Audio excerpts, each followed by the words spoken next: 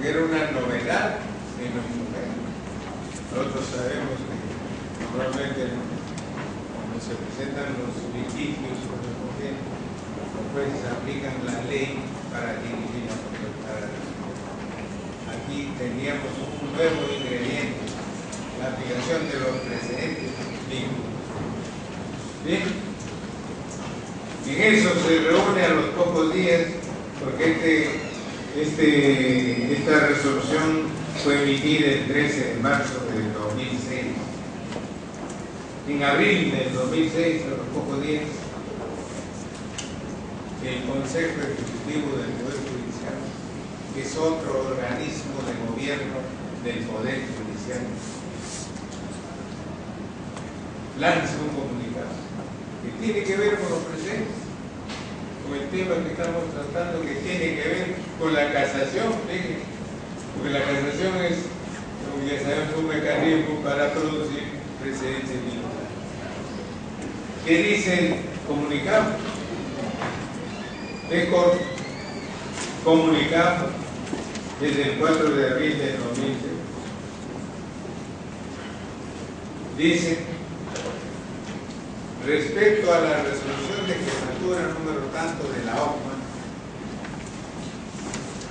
expedida por el señor jefe de la Oficina de Control de la Magistratura del Poder Judicial el 13 de marzo del año, comunicada en la fecha mediante oficio número tanto, comunicada al Consejo Ejecutivo del Poder Judicial en septiembre, considera necesario dirigirse a los señores magistrados de la República para puntualizar. Primero, con arreglo a los artículos 138 y 139, inciso 1 de la Constitución, y artículo 1 de la Ley Orgánica del Poder Judicial, la potestad de administrar justicia se ejerce a exclusividad por el Poder Judicial, a través de los órganos jerárquicos conforme a la Constitución y a la ley. Nos está indicando quién es qué organismo es el que ejerce la función jurídica y que se ejerce por organismos jerárquicamente organizados conforme a la Constitución y a la ley. Aquí viene lo importante. Segundo, los magistrados judiciales solo están sometidos a la Constitución y a la ley. Y el Estado...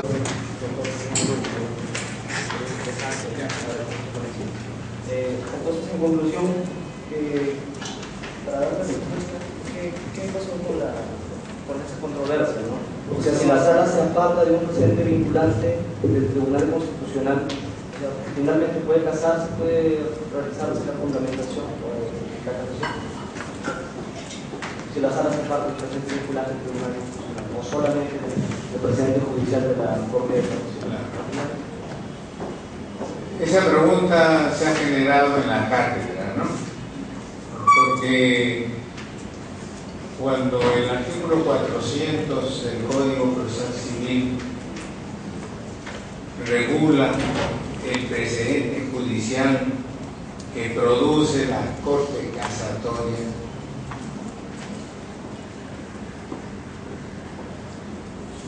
fija ahí la obligatoriedad por todas las instancias judiciales de ese precedente que establece la Corte de Casación en materia civil. No hace alusión al precedente que fija el Tribunal Constitucional, no hace alusión.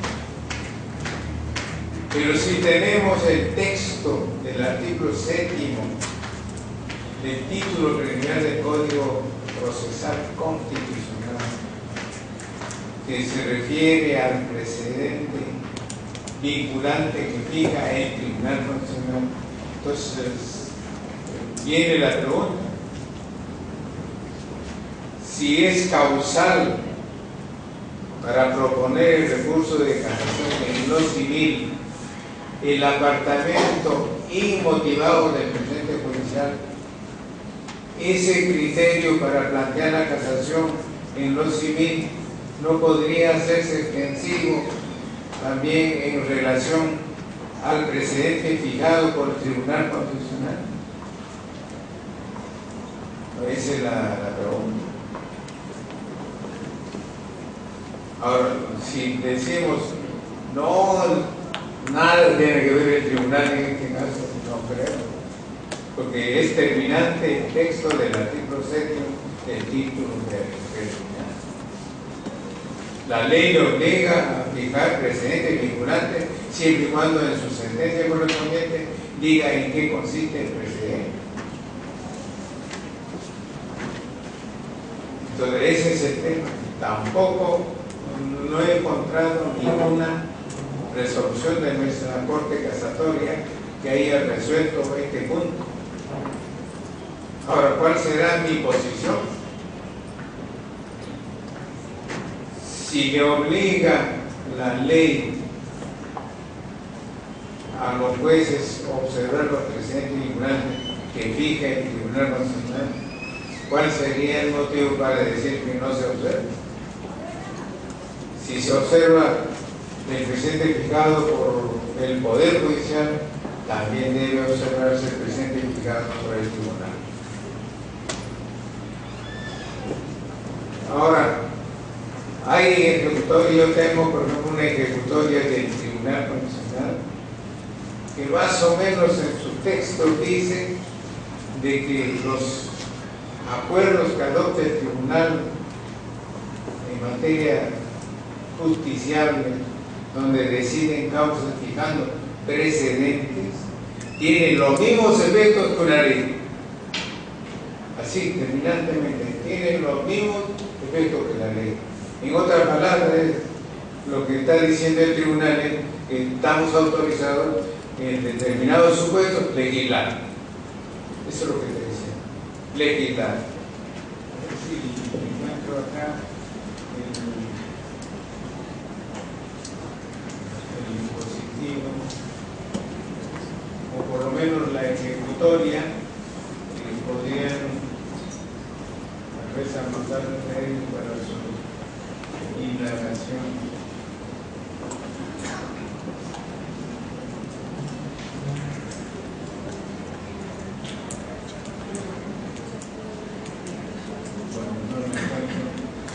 Hay una ejecutoria del Tribunal Constitucional donde terminantemente nos dice de que la decisión que ellos adoptan tiene los mismos efectos que la ley. Y en otras palabras lo entendemos que son legisladores positivos en determinados casos. ¿Alguna otra pregunta?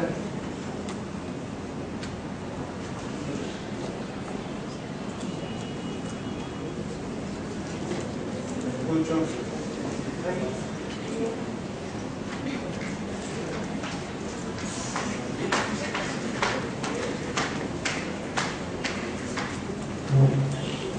Buenos días. Quería hacer una pregunta con respecto al comunicado del Consejo Ejecutivo. Y pienso más que el precedente vinculante se debe analizar por su naturaleza jurídica, ¿no? Se supone que, bueno, por lo que pude leer, la naturaleza jurídica que algunos juristas le dan a este precedente vinculantes de norma jurídica, como norma constitucional escrita. Es un concepto que lo da Robert Alexis. Y yo pienso que si el Consejo Ejecutivo, como usted lo dijo, estableció que los jueces son los responden ante la Constitución y la ley, si consideramos que es una norma constitucional escrita, no estaríamos diciendo, como también dice que algunos de sus alumnos le dijo que es una norma claro, estaría legislando. Mi pregunta va, ¿el Consejo Ejecutivo no estaría tácitamente aceptando, viéndolo desde la naturaleza jurídica del precedente, que los jueces deban respetar esto.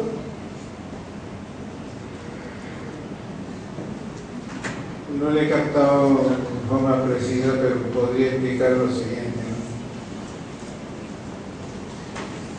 Cuando el Poder Judicial dijo los jueces solo deben someterse a la Constitución Política del Estado y a la ley, porque así lo dice la Carta Magna incluso. La Carta Magna no hacía alusión a los precedentes. Uno de mis alumnos me preguntó en alguna oportunidad, me dijo, ¿los precedentes vinculantes serán fuente de derecho?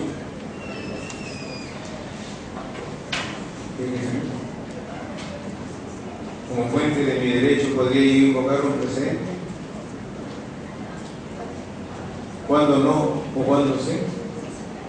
¿O siempre sí?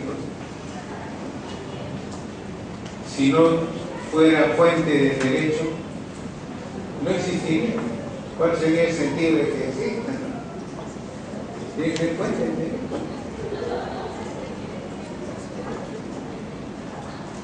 Por consiguiente, llegamos a la conclusión, después del debate pertinente, si está concebida ahora como una de las maneras de fijar normas, porque los precedentes vinculantes, y esto es lo adecuado, tienen que traducirse dentro del formato de una norma. Tiene que sintetizarse normativamente. Para mí es inadecuado que se fije un precedente vinculante remitiéndonos, cuando en la resolución presidente dice nos remitimos para fijar los precedentes vinculantes al contenido de los considerados 15 al 25. O sea, que hay que leer todo eso considerando y para extractar en qué consiste el precedente. En cambio hay otros que han fijado por el tribunal, ¿no?, en reglas cortas, resumiendo la regla que ha servido de conclusión para fijar el precedente vinculante. Por ejemplo, seguramente que lo habrán leído, el Poder Judicial ha fijado como precedente vinculante una regla que más o menos dice lo siguiente: no solamente uno, sino dos podrían plantear perfectamente su demanda para la prescripción adquisitiva de dominio. Y si prospera, puede generar el condominio. Porque en ese proceso se cuestionaba cómo es que dos demandantes podían alegar ser poseedores como propietarios para demandar la prescripción adquisitiva de dominio. En el precedente, la Suprema ha fijado de que no hay inconveniente que los dos planteen la demanda, porque habría una coposesión y que podría generar la copropiedad si proceda perfectamente adecuado de acuerdo a así, en reglas cortas. Hay otra, por ejemplo, otra que adoptaron en la Corte Suprema. Dijeron la excepción de transacción extra proceso fuera de juicio perfectamente se puede hacer valer dentro del juicio. La excepción de transacción que se hubiera celebrado fuera del juicio puede hacerse valer dentro del juicio, como una excepción de transacción que se hubiera deducido dentro del proceso. En otras palabras, lo que nos dijo el Pleno, de que la transacción puede deducirse dentro del proceso como también fuera del proceso. Después la tercera regla que establecieron en un pleno casatorio, más o menos establece lo siguiente: de que en los procesos de divorcio derivados de la separación de hecho, El juzgador, incluso de oficio, debe cuidar y fijar una indemnización a favor del más débil dentro de la relación procesal. Más o menos ese es el sentido de la decisión. Entonces, así deben concretarse en reglas cortas los plenos que se hubieran desarrollado. Entonces, por consiguiente, si hay un acuerdo de esa naturaleza, podríamos válidamente decir que no tiene ninguna eficacia en relación a la normatividad general. ¿Constituye entonces fuente del derecho o no ese precedente fijado por la Corte Suprema por su lado y el Tribunal Constitucional por otro? Yo creo que constituye fuente del derecho.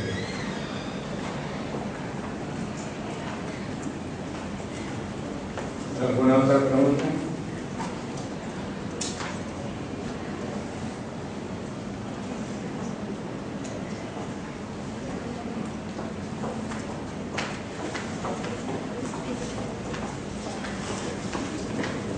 Bueno, yo quisiera hacer una pregunta con respecto al principio de Iura non incuria, que los jueces conocen el derecho. Con respecto a ese principio, si en el momento de la casación los jueces pueden aplicar este principio. En efecto, el principio Iura non incuria dice que el juez conoce el derecho y el litigante conoce el hecho o los hechos. Entonces, cuando hay un conflicto correspondiente, el juez tendrá que aplicar la norma pertinente al discriminar al otro menos, haciendo uso de ese principio que señala que los jueces conocen el derecho. Entonces, siempre vinculando a nuestro tema de lo presente vinculante, los jueces estarán obligados a conocer lo presente vinculante. ¿Podrá algún juez decir, no, eso como no es una norma, yo no conocía, el procedente no he aplicado? O puede decir, no, para mí no es fuente del derecho, por consiguiente no lo considero. Pero si concluimos de que constituye fuente del derecho porque está autorizado por nuestro ordenamiento jurídico, yo creo que debemos llegar a la conclusión de que los presentes vinculantes tienen que ser de conocimiento de todos y por consiguiente de aplicación a los casos concretos. De lo contrario, no tendría pues la eficacia que han propiciado los que han creado esta figura procesal o esta figura jurídica de los precedentes. Y fíjense, acá hay otro punto importante. Hay tantos proyectos de ley que se remiten al Congreso y están durmiendo el sueño de los justos. ¿Cuándo se hará? En cambio, mediante el mecanismo de la elaboración de los presentes vinculantes, podría ser factible que la norma del presidente salga mucho más rápido. Ahora, no todos los precedentes son vinculantes. Por lo menos expresamente debe decir si es vinculante o no es vinculante, porque existen los otros precedentes que en alguna forma está regulado en el artículo 6, no en el 7º, sino en el 6º del título preliminar del Código Procesal Constitucional. Son aquellos precedentes referenciales. Si yo como juez en una oportunidad dicté una resolución y adopté un criterio en tal sentido, y después de años se me presenta otro caso, ¿por qué no voy a aplicar pues el mismo criterio? O en todo caso tendría que fundamentar por qué me aparto de ese antecedente, de ese precedente que dicté en alguna oportunidad. Entonces ahí hablamos de los precedentes referenciales. o de los presentes emblemáticos, dicen algunos.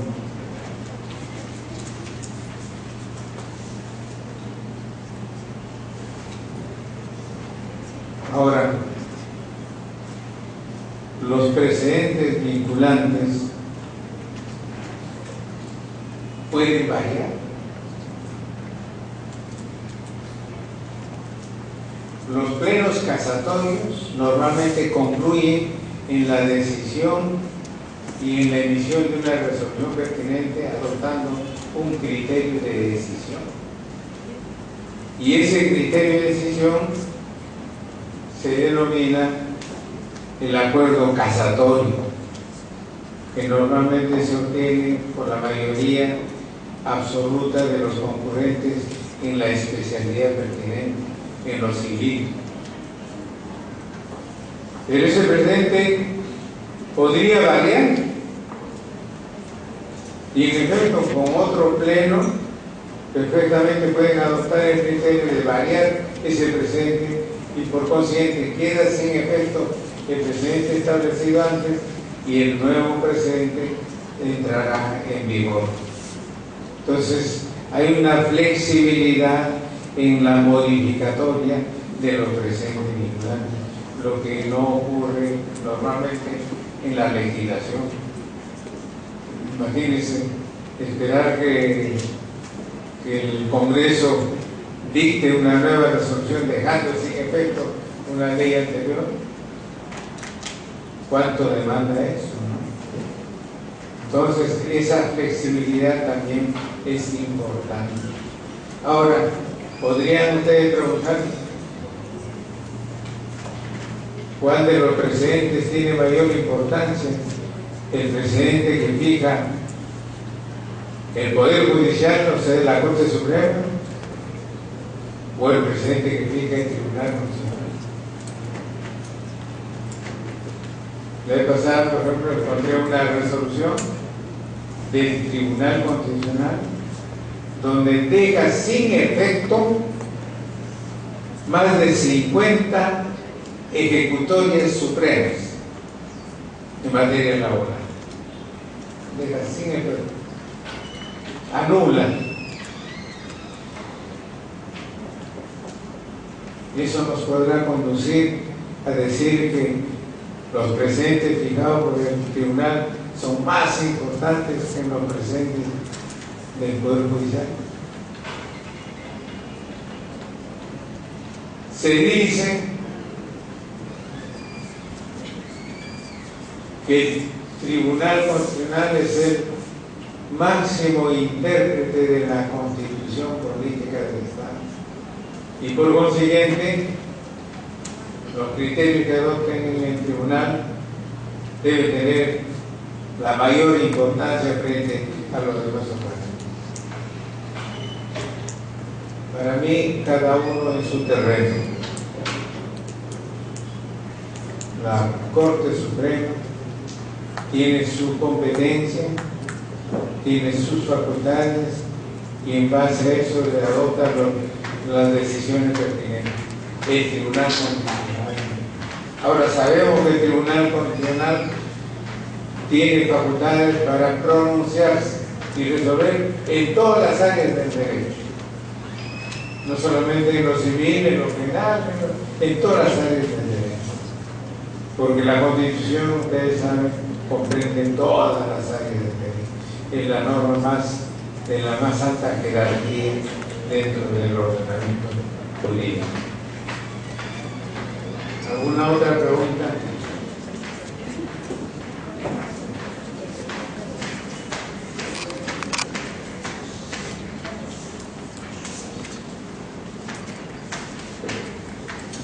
Voy a replantear mi pregunta con respecto al principio de libre discusión.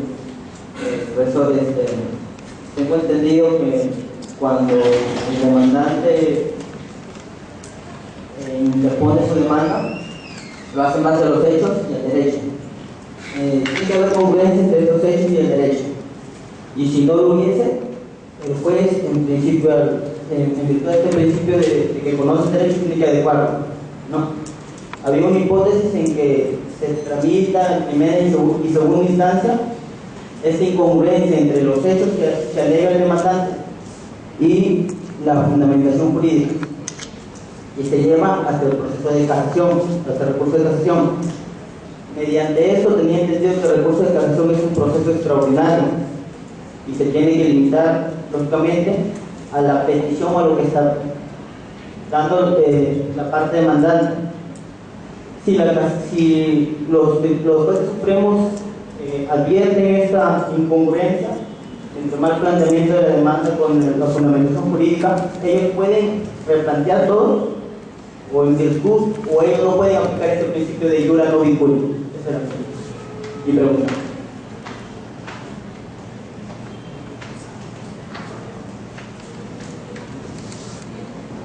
¿Quién aplica el principio iura no vinculo? Es el juez que resuelve el fondo del asunto. Porque si solamente va a tocar el aspecto procesal, seguramente va a anular actuados y va a ordenar que se pronuncien sobre el fondo del asunto. En casación, por ejemplo, saben ustedes de que el que plantea el recurso de casación, luego de hacer la fundamentación pertinente, tiene que decir, tiene que precisar si su casación tiene el objetivo de anular lo actuado, es anulatorio o es revocatorio. Seguramente han visto la regla pertinente. Tiene que precisar si es revocatorio o anulatorio.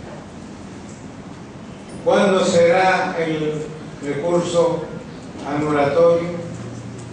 Cuando el impugnante en casación denuncia que se hubieran afectado la observancia de las reglas del trámite correspondiente. Supongamos que en primera instancia se dejó de resolver algún extremo importante de la controversia, y lo mismo en la segunda instancia, y se pronunció la segunda instancia sobre el fondo de la zona. Llega a la Suprema y se denunció casatoriamente, invocando alguna motivación de orden procesal, y dice: mi casación tiene el carácter de anulatorio, porque lo que pretendo, señor juez, al plantear mi recurso es que se anule todo lo actuado, tanto en segunda como en primera instancia, para que se ordene que se pronuncien sobre ese extremo que dejaron de resolver. Porque ustedes saben que el juez tiene la obligación de resolver todos los puntos materia de la controversia. Si deja de resolver algún punto importante, esa sentencia es nula. Pero por otro lado, puede plantearse el recurso de casación y decir que planteo mi recurso de casación con el carácter de revocatorio. En otras palabras, le está diciendo a la Corte Suprema, a la Sala Casatoria: estoy planteando mi recurso a fin de que se pronuncie sobre el fondo del asunto. No se anule lo que no, se pronuncie sobre el fondo del asunto. Entonces, por consiguiente, en ese caso, la Sala Casatoria está obligada a resolver sobre el fondo del asunto, o sea, a pronunciarse sobre el fondo del asunto. Ejemplo, a lo mejor por un error de lo que ocurre en la fundamentación correspondiente de orden jurídico, se dijo que se trata de una resolución del contrato, cuando en el fondo se trata de una rescisión del contrato. Entonces tendría que pronunciarse sobre el fondo del asunto, y la Sala Suprema, al pronunciarse sobre el fondo del asunto, tiene que aplicar la norma pertinente para dirimir la controversia, dentro de las facultades que le confiere ese principio de que el juez conoce el derecho y los hechos es de conocimiento de las partes. Las partes pueden invocar el derecho que crean que es pertinente, incluso equivocadamente, pero se entiende que los jueces tienen que aplicar la norma jurídica pertinente para dirimir la norma. ¿Alguna otra pregunta?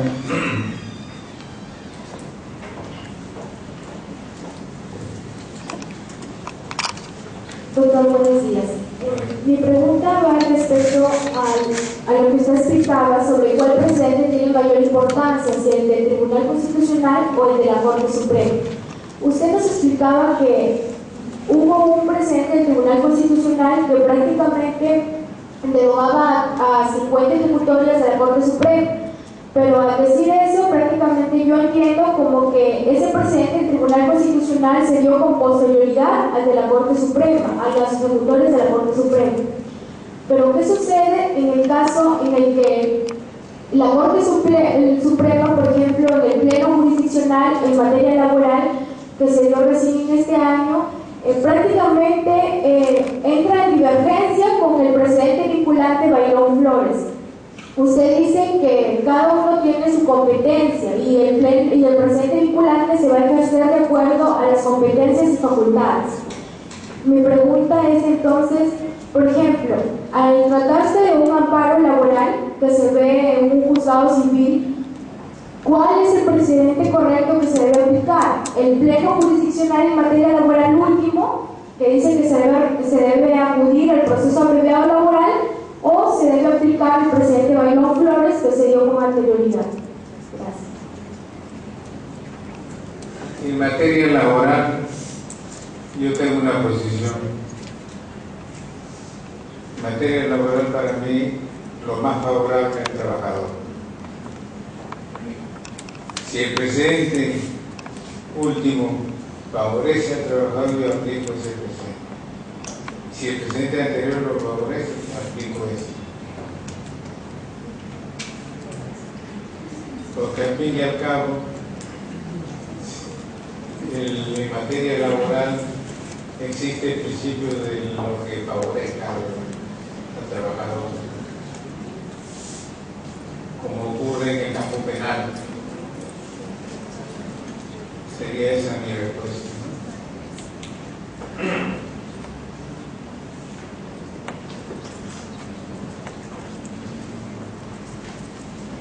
¿Alguna otra? Buenos días. En esta controversia que está entre el Tribunal Constitucional y la Corte Suprema, comparto la posición que usted dice respecto a cada una de sus competencias, ¿no? El Tribunal Constitucional es el máximo intérprete y el que realiza el control de la Constitución, y eso tiene que ver tanto con la parte dogmática como la parte orgánica, y la Corte Suprema está relacionada directamente con la ley, la interpretación de la ley, la aplicación de la ley, claro, relacionada también con la interpretación acorde a la Constitución, ¿no? En Italia ha surgido una doctrina, usted debe conocer, que el Tribunal Constitucional, que en este caso se llama la Corte Constitucional, está obligada a respetar la jurisprudencia uniforme que pueda emitir la Corte Suprema, que sería en este caso en el Perú el Poder Judicial, ¿no? Entonces, pero siempre y cuando, está obligado a respetar, siempre y cuando se trate de la aplicación o de la interpretación de la ley. Pero si es que está relacionada la ley con cuestiones constitucionales, con derechos constitucionales o derechos fundamentales, entonces prevalece la interpretación que pueda hacer el Tribunal Constitucional. Porque, por ejemplo, no se podría anular a través de un precedente vinculante del Tribunal Constitucional un acuerdo como el que ha establecido que dos personas que son poseedoras tienen derecho también a la prescripción adquisitiva, porque en este caso se trataría de derechos que tienen rango legal, ¿no? Porque la prescripción no está considerado dentro de la Constitución. Esa es la inquietud que quería compartir con usted. O sea que estaríamos hablando ahí de una posibilidad de que el Tribunal Constitucional, con el criterio que adopte, deje sin efecto un acuerdo casatorio, ¿no es cierto? En alguna oportunidad conversábamos con mis alumnos y decíamos, todos los jueces aspiran a aplicar la norma o la ley correctamente. el más modesto de nuestros jueces, un juez de paz, tiene ese espíritu de aplicar correctamente la ley. No solamente los cazadores, no solamente en casación, la aplicación correcta. Todos los jueces deben tener esa ley. Si no, el tema es el siguiente: la interpretación o el criterio que adopte la Corte Suprema debe ser observado por todas las instancias inferiores. Sí, porque así lo dice nuestro ordenamiento. Entonces, si hay un criterio adoptado por la Corte Suprema, no creo que esté autorizado el inferior para no acatar u observar ese criterio de decisión adoptada por la Suprema. Está obligado a observar. Ahora, ¿qué ocurre dentro de nuestro ordenamiento? Ustedes han advertido seguramente, han habido enfrentamientos entre el Tribunal Constitucional y la Corte Suprema. Con esa sentencia que les hacía referencia hace un momento, el Tribunal Constitucional anuló 50 ejecutorias de la Corte Suprema, lo que significa que no estaba de acuerdo con los fundamentos consignados en las ejecutorias de la Corte Suprema. ¿Y en qué se basó el tribunal? En que el tribunal es el supremo intérprete de la Constitución política del Estado. Y por consiguiente, eso emerge del texto. Lo que ellos dicen, lo que el Tribunal Constitucional dice, debe primar por sobre los demás organismos jurisdiccionales. Ahora, dentro de nuestro sistema, en efecto, que se diferencia del sistema anglosajón, existe incluso en nuestro medio la posibilidad de que se establezcan precedentes vinculantes para la mejor orientación del derecho. Había una regla en nuestro Código Procesal Civil que ahora ha sido modificado y que en materia penal existe. Así no se cumpla con los requisitos de procedencia del recurso de casación, la Corte Casatoria debe viabilizar esa casación planteada. En otras palabras, declarar procedente el recurso. ¿Para qué?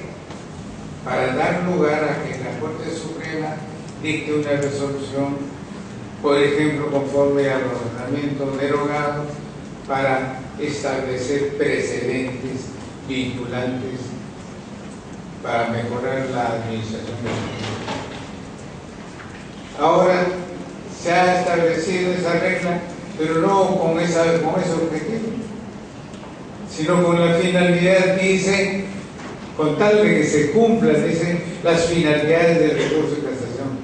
Entonces, un recurso mal planteado, pongamos un recurso mal planteado, que debe declararse, rechazarse por improcedente, ahora se admite con tal de que se cumpla con las finalidades de la casación. ¿Cuáles son las finalidades? La adecuada aplicación del derecho y la unificación de la jurisprudencia. En cambio, en la regla derogada decía, se puede conceder el recurso pertinente con el objetivo de fijar un precedente saludable, se entiende, para la administración de justicia. Lo que se debe remarcar es que los precedentes vinculantes deben referirse a temas donde exista necesidad de alguna regla inexistente en el ordenamiento jurídico para dirimir algunos puntos importantes, como un mecanismo para hacer más completo el derecho positivo en aquellos supuestos en los cuales haya ausencia de algunas reglas importantes. En esos casos, para mí, los presentes vinculantes deben ser importantes y de observancia obligatoria, no así en otros casos. Cuando la ley es clara, cuando la norma no presta a duda, no hay necesidad de fijar los presentes vinculantes. No hay. Los presentes deben tener vigencia en los supuestos en que exista necesidad de normas, tanto de orden sustantivo como de orden procesal.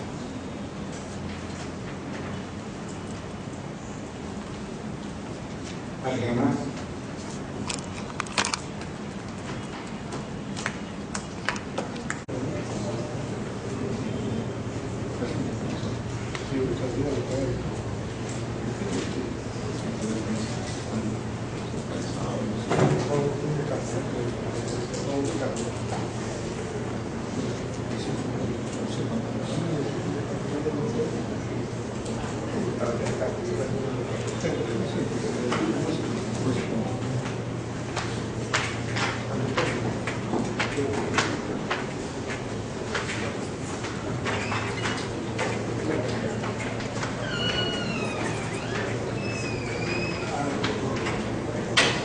Existe, esto sería interesante tal vez para los que tengan interés,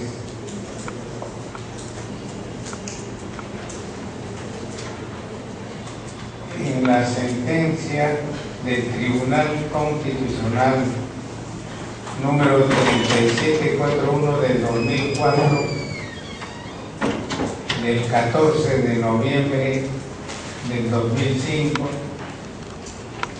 se dice lo siguiente. He tomado la parte que interesa para la explicación.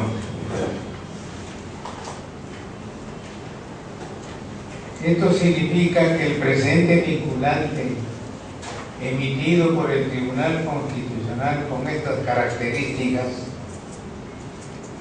porque en los considerados anteriores hace una descripción de esas características, tiene prima facie los mismos efectos de una ley.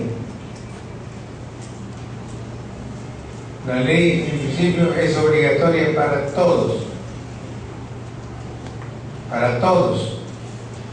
y para todas las entidades.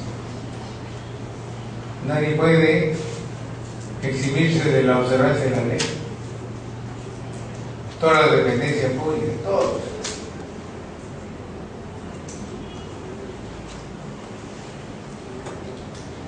El presidente vinculante emitido por el Tribunal con esta característica tiene, prima facie, los mismos efectos de una ley, es decir, que la regla que el tribunal externaliza como precedente, que fija como precedente a partir de un caso concreto, es una regla para todos y frente a todos los poderes públicos. Cualquier ciudadano puede invocarla ante cualquier autoridad o funcionario sin tener que recurrir previamente ante los tribunales, puesto que las sentencias del Tribunal Constitucional en cualquier proceso tiene efectos vinculantes frente a todos los poderes públicos y también frente a los particulares. Llegamos a la conclusión de que es viable invocar como causante del recurso el apartamiento inmotivado de los presentes vinculantes establecidos por el tribunal. Es obligatorio para todos, los mismos efectos de una ley. Si eso es así, nadie estaría autorizado para excusarse la observancia de un acuerdo o de un pleno del Tribunal Constitucional. Todos estamos obligados a observar. Tienen los mismos efectos en la ley. Y siempre quedará en pie la pregunta de si esa característica sostenemos, si esa característica del Tribunal Constitucional se mantiene, entonces estaremos sosteniendo que el Tribunal Constitucional ejerce funciones legislativas. ¿Sí? ¿Vas a un acuerdo? Porque el Tribunal Constitucional tiene entre sus facultades para conocer de las demandas de inconstitucionalidad de la ley, siempre y cuando se plantee dentro del plazo correspondiente y se cumpla con determinadas exigencias. Y si prospera, da lugar a que la ley pertinente sea expulsada del ordenamiento jurídico. Pero otra cosa es que en forma circunstancial podría dejar sin efecto una ley o podrá dejar de observar una ley. Es un tema discutible, por supuesto. Pero hoy queda como tema: ¿será un legislador positivo el Tribunal Constitucional al establecer estos precedentes?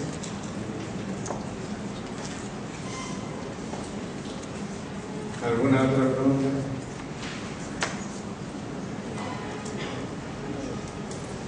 Bueno, no sé si podríamos agregar algo.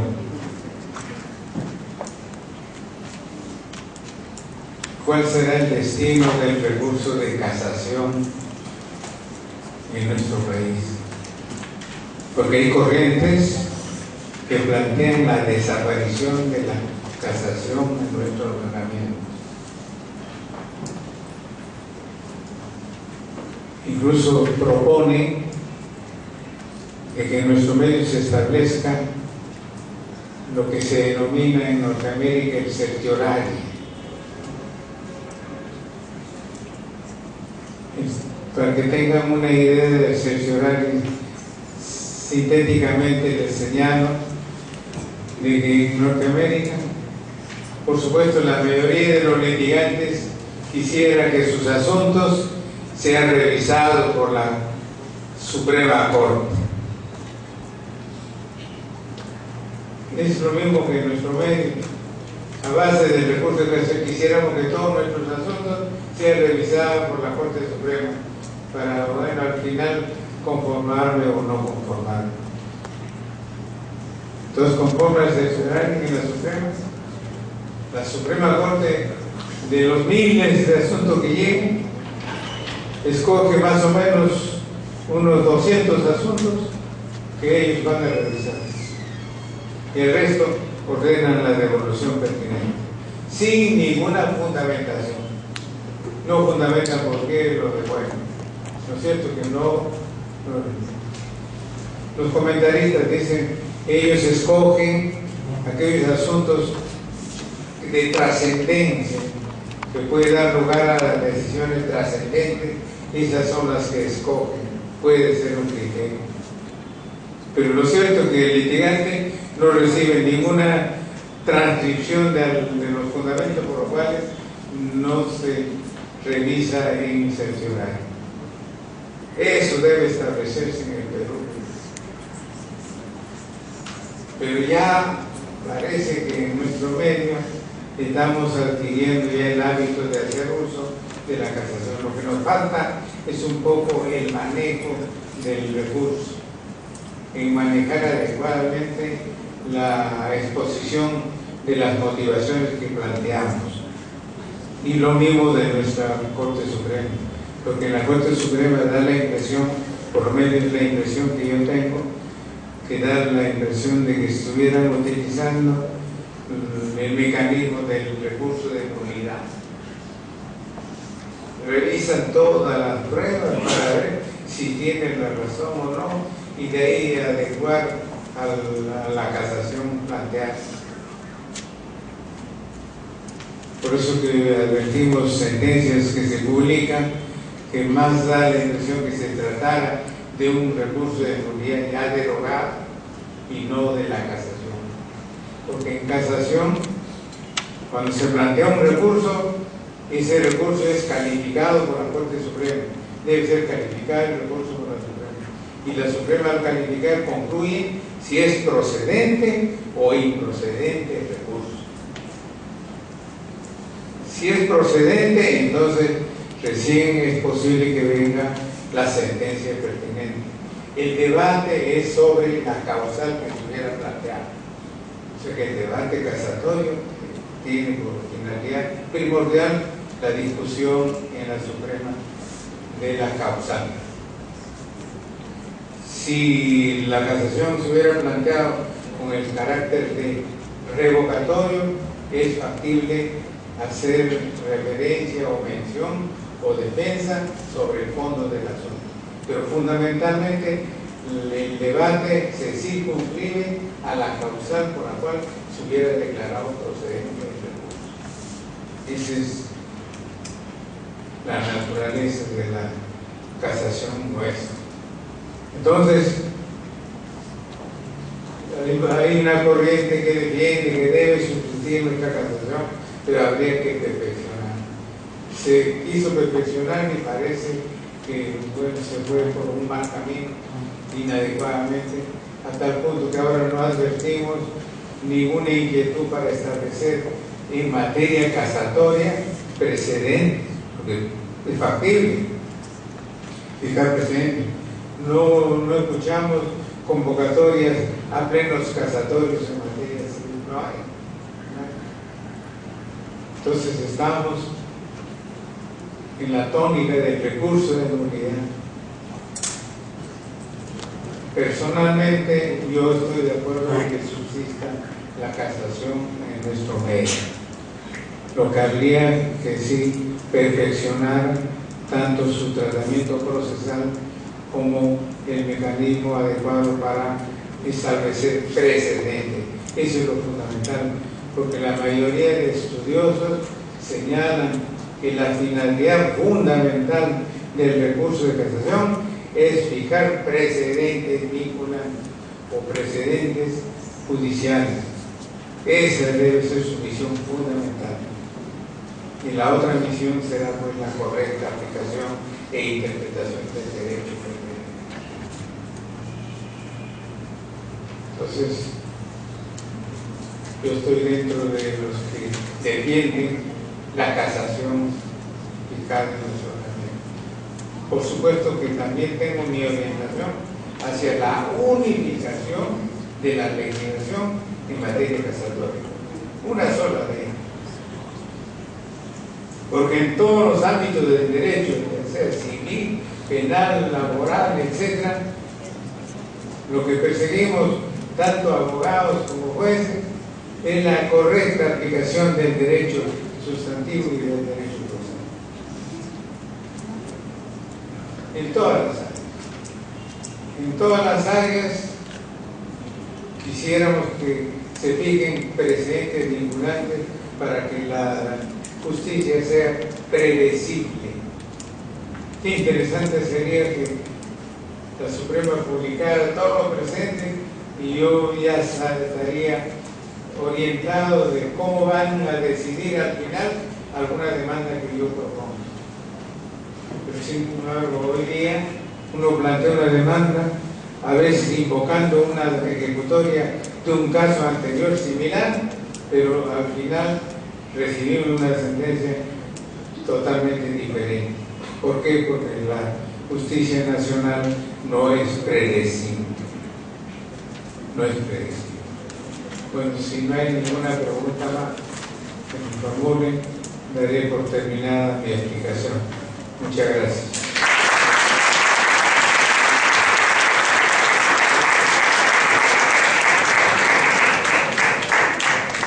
El agradecimiento correspondiente por parte del